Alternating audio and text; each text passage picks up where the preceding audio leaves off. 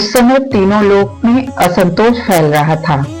दैत्यराज बलि के नेतृत्व में असुर प्रबल होते जा रहे थे, जबकि देवताओं का तेज श्राप के कारण क्षय हो रहा था, जिसके कारण असुरों की शक्तियां दिन ब दिन बढ़ रही थीं और देवताओं का तेज नष्ट हो रहा था। सभी देवताओं को डर सताने लगा कि यदि कोई दिव्य हस्तक्षेप न हुआ तो संसार की व्यवस्था बिगड़ जाएगी। सभी देवता इस संकट को दूर करने में जुट गए। देवताओं ने एक आपातकालीन बैठक बुलाई। इस बैठक में सभी देवता शामिल हुए। बृहस्पति ने कहा, हमारी शक्ति तभी लौटेगी जब क्षीर सागर का मंथन होगा। देवताओं ने इस सुझाव पर गंभीरता से विचार किया, क्योंकि लक्ष्मी जी की वापसी, अमृत, दिव्य रत्न सब कुछ मंथन से ही प्राप्त होना था। लेकिन मंथन अकेले देवता नहीं कर सकते थे, असुरों को भी साथ लेना आवश्यक था। विष्णु जी के मार्गदर्शन में देवताओं ने असुरों को समझाया। असुर अमृत की लालसा में मान गए। मंथन की तैयारी शुरू हो गई। क्षीरसागर गरजने लगा। तीनों लोकों में उत्साह बढ़ गया। मंदराचल गर्जन के साथ डूबने लगा। विष्णु जी ने कूर्म अवतार लेकर पर्वत को संभाला। जैसे ही मंथन शुरू हुआ, उसमें से निकले कामधेनु, ऐरावत, उच्चशर्वा, कौस्तुभ, कल्पवृक्ष, अप्सराएं, चंद्रमा। सभी लोगों में खुशी का ठिकाना नहीं था। पर अचानक समुद्र क्रोधित हुआ। उसके गहरे गर्भ से निकला हलाहल, ऐसा विष जिसके केवल एक बूंद से संसार नष्ट हो सकता था। सारा आकाश काला हो गया। विष की अग्नि से जलते बादल गरज उठे। देव असुर घबराकर दूर भागे। इंद्र, वरुण, अग्नि, कोई विष के पास नहीं जा सका। हलाहल ने हवा को विषाक्त बना दिया। प्राणी तड़पने लगे। धरती, आकाश, पाताल सब विनाश के कगार पर आ गए। सब उसी अवस्था में पहुंच गए जहां से उठे थे। तभी सभी ने एक स्वर में महादेव को पुकारा। महादेव ही हमें बचा सकते हैं। सभी देवता कैलाश की ओर चल दिए। शिव ध्यान मग्न थे। देवताओं ने चरणों में गिरकर विनती की, प्रभु, संसार विनाश के कगार पर है, हलाहल रोक दीजिए। शिव ने अपनी शांत दृष्टि खोली। उनकी आंखों में करुणा का सागर था। उन्होंने कोई प्रश्न नहीं किया। माता पार्वती भी उपस्थित थी।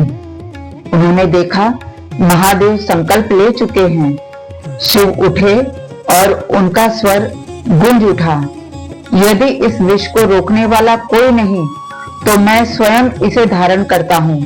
देवता भी चकित रह गए। पार्वती भय से व्याकुल थी, लेकिन शिव के निर्णय की महिमा अपार थी। यही ब्रह्मांड की रक्षा का एकमात्र मार्ग था। हलाहल का भयानक धुआं कैलाश की ओर पहुंचा। शिव ने अपनी जटाएं फैलाई और विष को दोनों हाथों से संजो लिया। उनका कंठ जलने लगा। विष्णु, ब्रह्मा और समस्त देवताओं के आंसू बहने लगे। शिव ने वह घातक विष पी लिया, परंतु उसे निगला नहीं। माता पार्वती ने चिंतित स्वर में कहा, नाथ, यह हलाहल संपूर्ण सृष्टि को भस्म कर सकता है।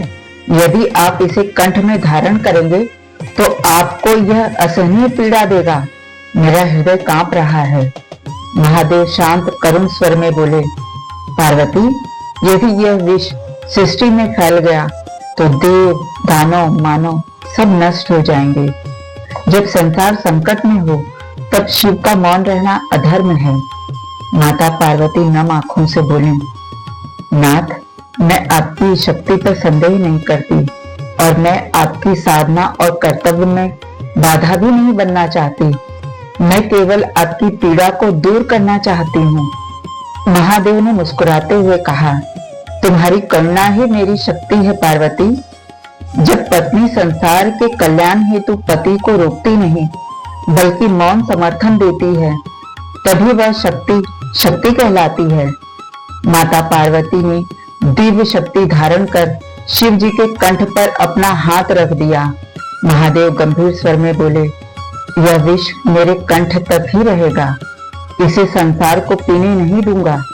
शिव जी को पता था यदि विष उनके भीतर गया तो पूरा ब्रह्मांड उनकी शक्ति से भस्म हो जाएगा। पार्वती जी ने आश्वासन देते हुए कहा, नाथ, यह विष अब आपके शरीर में आगे नहीं बढ़ेगा।